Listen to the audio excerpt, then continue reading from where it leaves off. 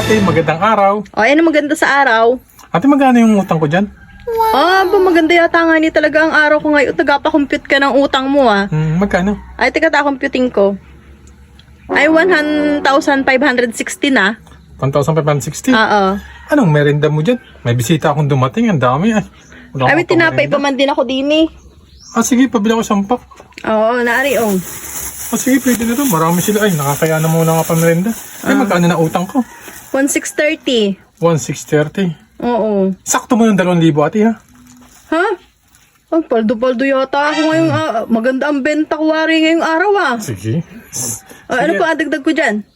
Ay, hindi na, ate. Sige, ate, ha. Thank you, ha. Ups. Teka lang. Bakit?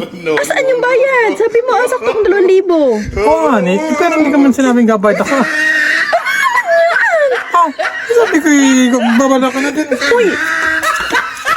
Ay!